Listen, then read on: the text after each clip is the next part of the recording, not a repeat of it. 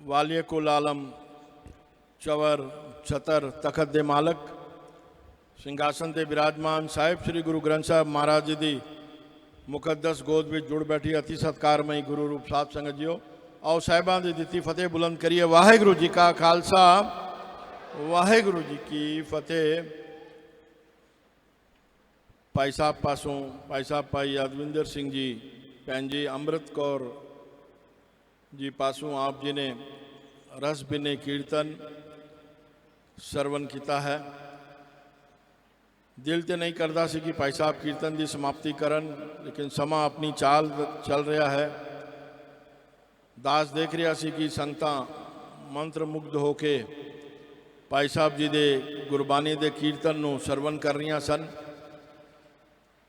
गुरु महाराज ने, गुरु रामदास महाराज जी ने बहुत ही सुरीला कंठ भैन जी नूं अते भाई साहब जी नूं दिता है। गुरु महाराज इस जथे नूं भाई साहब जी नूं अते भैन जी नूं इस तरह ही कीर्तन करन दी दात इस तरह ही बख्शदा रहे। देशां विदेशां विच सिख संगतां नूं साहिब श्री गुरु ग्रंथ साहिब महाराज जी दे नाल जोड़न दा जो वसीला भाई साहब जी ने आरंभ किया है, गुरु महाराज इन्हां नूं इस विच कामयाबी देवे। गुरु साध संगत जीओ, थोड़ा जा समा आप जी ने देना है। संगतां ने अरदास विच शामिल होके महाराज का पैगाम सुन के ही उठन की कृपालता करनी। अगर विच आप जी उठ जाते हो तो बहुत वड्डी तोहीन है गुरु ग्रंथ साहब महाराज जी की। जो इस गल नूं समझदा है वो संगतां विच बैठा रहेगा। आप जी ने उठना नहीं, थोड़ा जा समा आप जी ने देना है।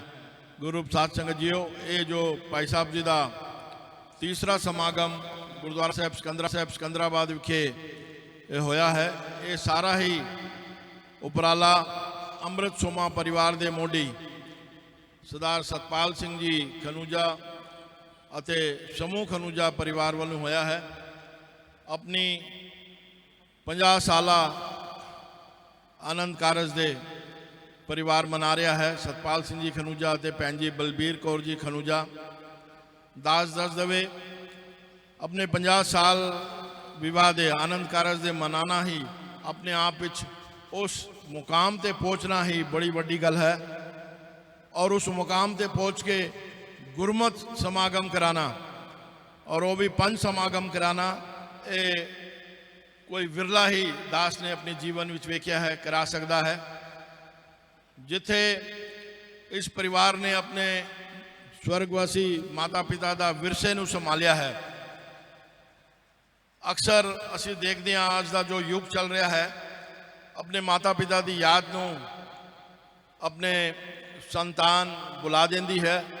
लेकिन जिथे 16 साल हो गए ने माता जी नूं गुजर के, 14 साल हो गए ने इन्हां दे पिता जी नूं गुजर के, उन्हां दी याद नूं अजे भी कायम रखना ये अपने आप विच बहुत वड्डी उपलब्धि है। ये कोई ही कर सकता है। मनो है तो उम्र विच मेरे तो बहुत छोटे साढ़े सकत्तर तरनदीप सिंह जी भाटिया, उन्हें जब गल निकली पिछे दस रहे सन कि माता पिता के जोड़े विरसे नूं इन्हां ने संभालिया है, ये उसे दी बरकत है। जो कारोबारां ते इन्हां ते बरकत हुई है, जो महाराज ने खुली जेब बख्शिश की है, खुला हद बख्शिश किया है, ये उसे माँ बाप के विरसे नूं संभालन दा ये फल है। तो गुरु साध संगत जी ज़्यादा समा आप जी का नाम लैंदा होया दास सब तो पहले सरदार सतपाल सिंह जी खनूजा, भैन जी बलबीर कौर जी खनूजा बेनती करना चाहेगा गुरु महाराज के हजूरी विच आ जान, इन्हों संगतां दी आसीसां प्रदान करनगे। प्रधान साहब सरदार बलदेव सिंह जी बग्गा परिवार वालों ही अज आप संगतां लई बड़े प्यार श्रद्धा नाल लंगर भी सजाए गए हैं। जो थले जल पानी का इंतजाम किया गया है, यह भी परिवार वालों ही सेवा हुई है। परिवार वालों 13,000 रुपये धर्म कार्यां लई देग की सेवा परिवार वालों हुई है। गुरु महाराज इस सुभाग जोड़ी नूं दंपति नूं चढ़दी कला वाला जीवन बख्शे, पंथ दी कौम दी ये सेवा इस तरह ही निभाते रहन, संगतां दी आसीसां इस तरह ही प्राप्त करते रहन। बोले सो निहाल।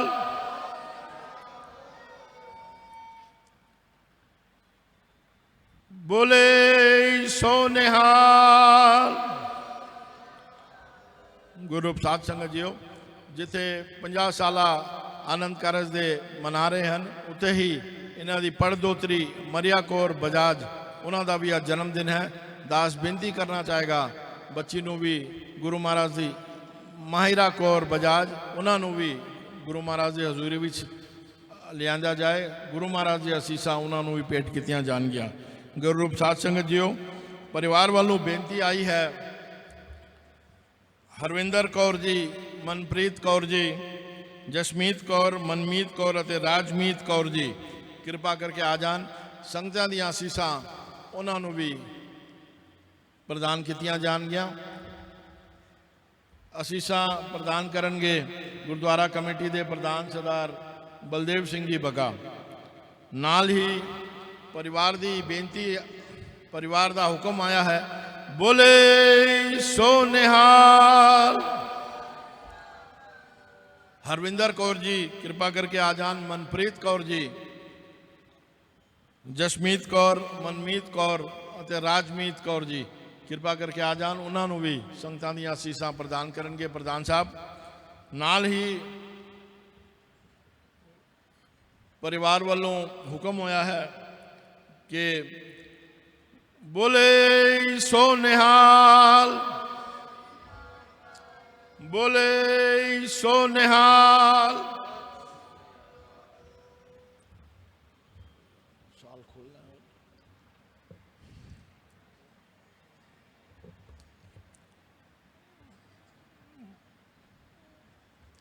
बोले सो निहाल, बोले सो निहाल,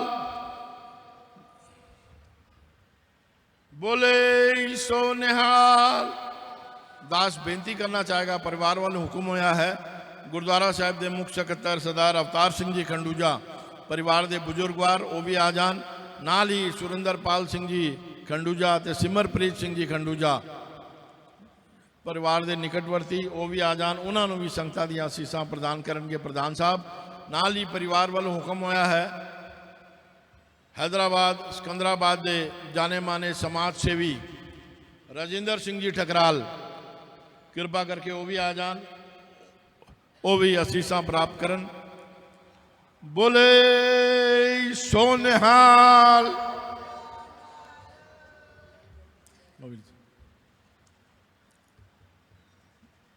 बोले सो निहाल,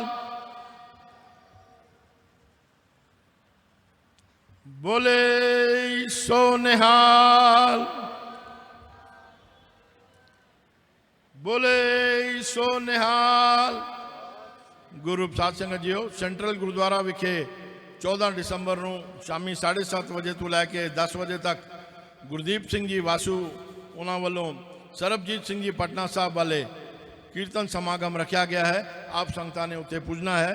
दास एक बेनती जरूरी आप संगतां के चरणों में रखे, आने वाले एतवार इस पावन दर ते 9:45 बजे तो लैके 11:15 बजे तक बाबा नरिंदर सिंह जी वालों वरसाए हुए बाबा सरबजीत सिंह जी आप संगतां नूं सिमरन नाल जोड़नगे। उपरंत 11:15 बजे तक भाई साहब भाई चरणजीत सिंह जी का कीर्तन समाप्ति होगी। ये आप जी ने नोट कर लेना है। गुरु साध संगत जीओ, आप जी ने उन आनंद साहब जी का पाठ एक बेनती, महान शहीदी समागम 22 दिसंबर आशा सिंह बाग विखे मनाया जा रहा है, जिस विच पंथ के महान विद्वान ज्ञानी साहिब सिंह जी शाहबाद वाले, बीबी जसप्रीत कौर जी पटियाले वाले आप संगतां नूं कीर्तन द्वारा निहाल करेंगे। समा 11 बजे तो लैके 3:30 बजे तक मोहकम सिंह हॉल विखे ये शहीदी समागम मनाया जाएगा। गुरु साध संगत जीओ, एक बेनती भाई साहब जी के चरणों में, जद कभी भी सिकंदराबाद हैदराबाद दियां संगतां भाई साहब जी नूं याद करनगियां, उम्मीद है भाई साहब जी बेनती नूं प्रवान करके संगतां नूं कीर्तन द्वारा निहाल करनगे। उन आनंद साहब जी का पाठ अरदास आप जी ने देख लैन उपरंत गुरु के अतुट लंगर बड़े प्यार श्रद्धा नाल सजाए गए हैं। आप जी ने लंगर छक के जान की कृपालता करनी, होइयां बुलना चुकां दी खीमा बख्शनी। बुलाओ फतेह। वाहेगुरु जी का खालसा, वाहेगुरु जी की फतेह। राम कली मुल्ला तीजा ਆਨੰਦਿਕ